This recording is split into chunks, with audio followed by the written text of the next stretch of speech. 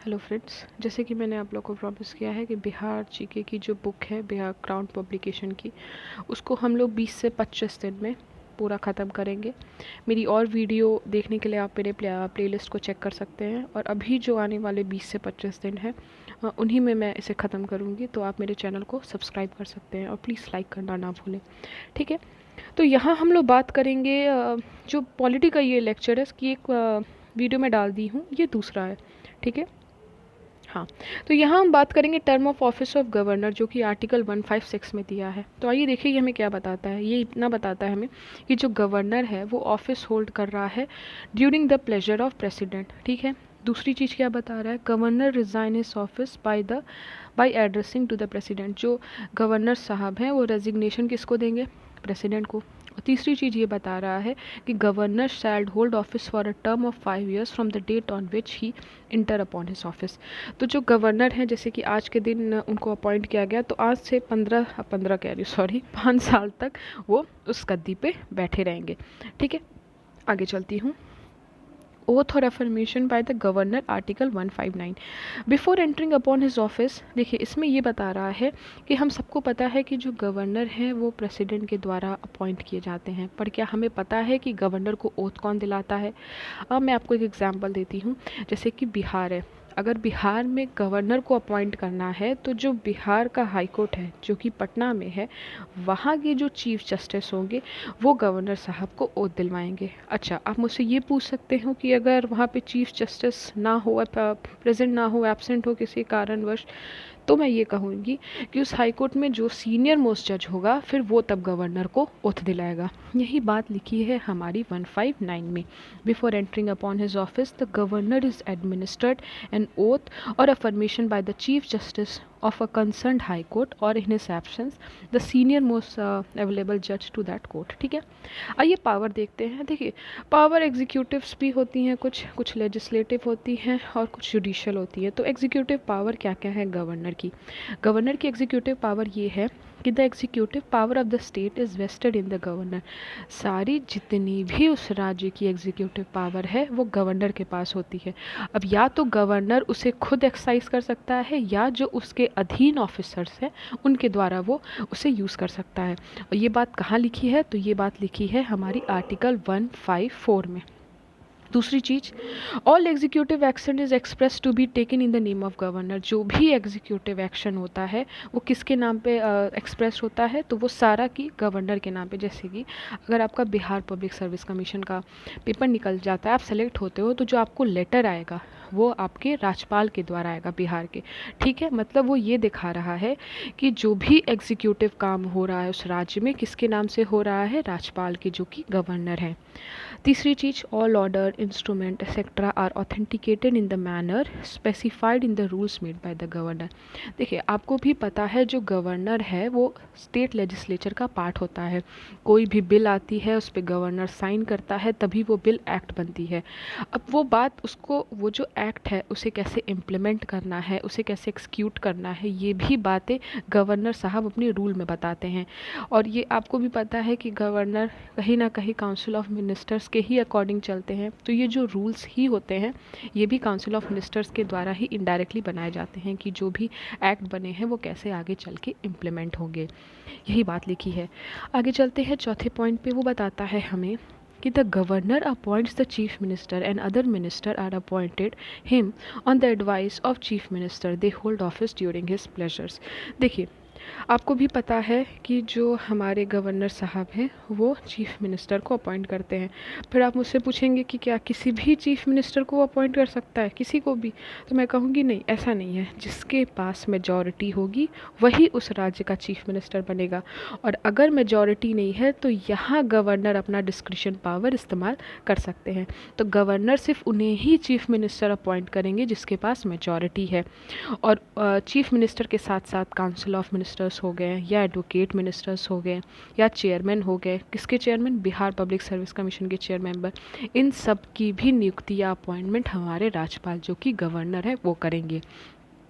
अच्छा, क्या इन्हें रिमूव कर सकते हैं क्या, ये देखिए ये लाइन बहुत ज़रूरी है। But he can not remove the member of state public service commission. इनके पास अधिकार तो है उन्हें अपॉइंट करने का, बट ये निकाल नहीं सकते उन्हें। ये याद रखिएगा, this is very important, very very important. इसके नीचे वाली लाइन भी बहुत इंपॉर्टेंट है, जो कि हमें बताती है governor has no power to appoint the जज of the state high court. ठीक है, देखिए जो आर्टिकल 217 है वो हमें ये बताता है कि गवर्नर के पास कोई पावर नहीं है कि वो अपॉइंट करे स्टेट के हाई कोर्ट को। हाँ, लेकिन प्रेसिडेंट उनसे सलाह ले सकते हैं। तो फिर आप मुझसे पूछेंगे तब अपॉइंट कौन करता है? तो देखिए, अपॉइंट हमारे चीफ जस्टिस ऑफ इंडिया और प्रेसिडेंट करते हैं। गवर्नर का काम अपॉइंट करने का नहीं होता है, ठीक है। और ये बात कहाँ लिखी है? 217 में। आगे चलते हैं। Governor has the power to nominate one member from the Anglo Indian community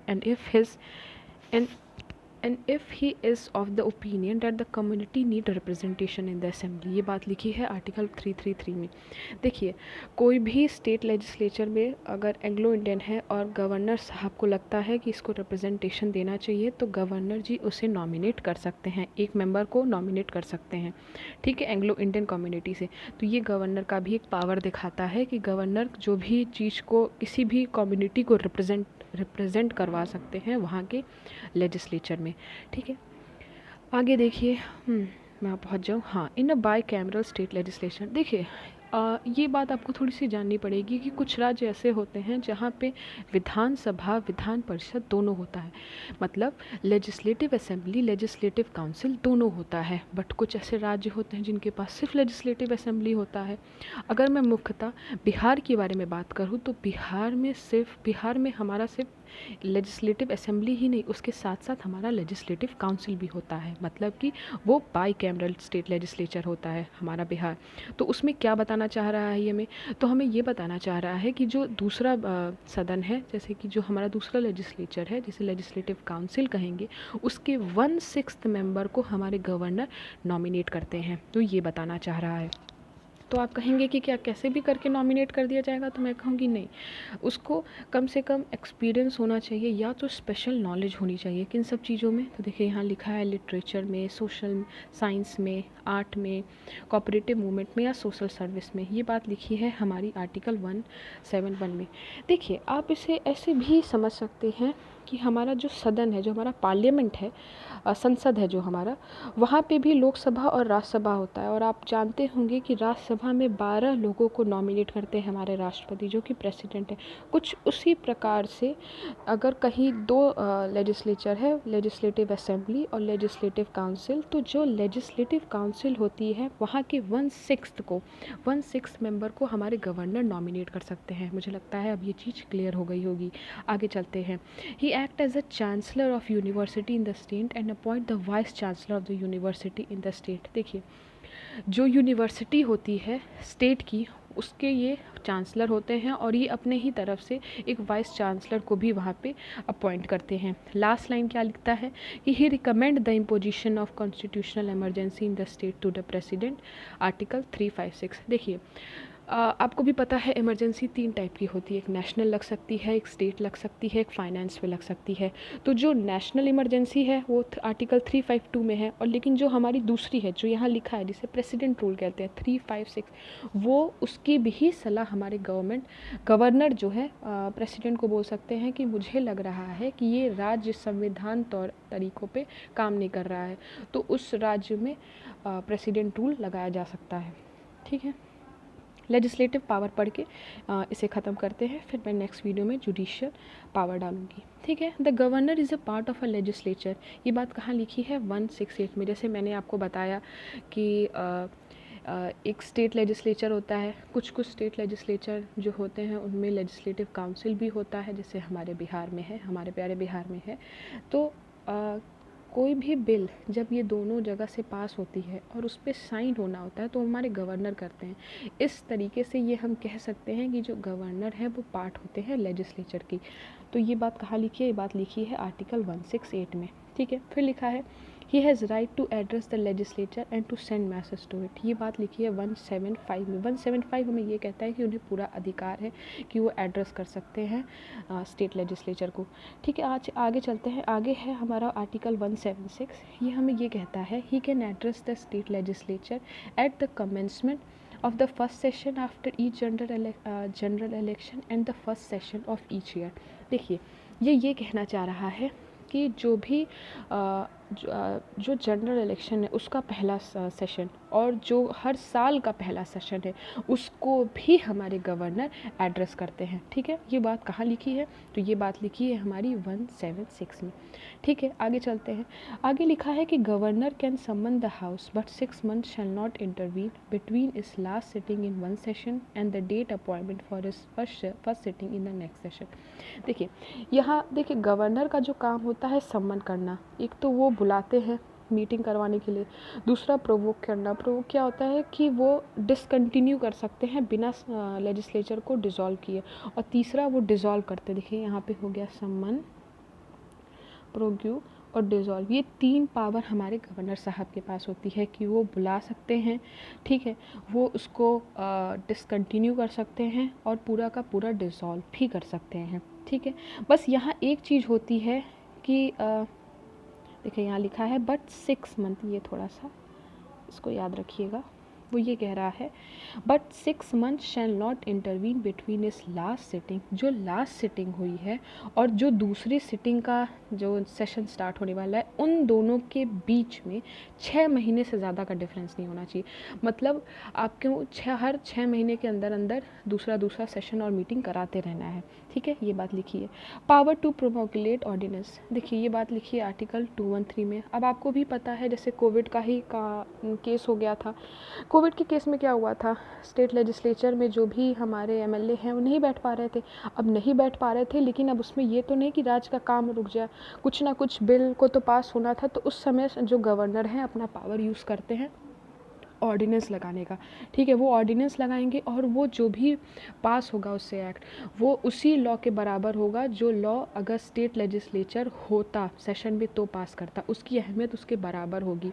हाँ, एक चीज़ बस उसमें लागू होती है कि अगर जब जैसे ही रीअसेंबली हो रही है सेशन की और अगर उसको 6 वीक के अंदर नहीं फिर से पास किया गया इस ऑर्डिनेंस को, तो वो ऑर्डिनेंस अपने आप एक्सपायर हो जाएगा। देखिए यही लिखिए बात, the governor can promulgate an ordinance when legislative assembly or legislative assembly and legislative council. ये कंफ्यूज मत होइएगा, ये मैं वही बोल रही हूँ। ये लेजिस्लेटिव असेंबली ही आपकी विधानसभा इसको बोला जाता है, लेजिस्लेटिव काउंसिल को ही विधान परिषद बोला जाता है, और जिन राज्यों में ये दोनों चीज़ हो उसको बाई कैमरल लेजिस्लेचर बोला जाता है। ये वही बात लिखा है। ठीक है, तो ये बता रहा है कि अगर वो सेशन में ना हो, an ordinance so promulgated shall have the same force and effect as an act of legislature. देखिए जो भी ऑर्डिनेंस लगा उसका उतना ही वेटेज होगा जो कि एक एक्ट अगर लेजिस्लेचर से पास होता है उसका होता है। And it extend to entries, और वो उस एंट्रीज में जो 7 शेड्यूल की एंट्रीज हैं उसमें भी उसको काउंट किया जाएगा। ठीक है, फिर है ordinance must be approved by the state legislature. यही मैं बता रही थी कि 6 वीक के अंदर उसको फिर से अप्रूव करना है, और अगर ऐसा नहीं किया गया तो उसको हम लोग माना जाएगा कि वो एक्सपायर कर गया। ठीक है, इसको पढ़ लीजिए, the ordinance must be approved by the state legislature within 6 week from its assembly, otherwise it will cease to operate at the expiration of 6 weeks from the assembly of the legislature. ठीक है, यहाँ मैं अपनी class रोकती हूँ और मैं hope करती हूँ आप मुझे सपोर्ट करोगे और मेरे वीडियोज़ को देखोगे, सब्सक्राइब करोगे चैनल को। अभी मैं और वीडियोस भी डालने वाली हूँ ताकि जल्दी से जल्दी जो आज का टारगेट है उसे कंप्लीट किया जाए। Thank you.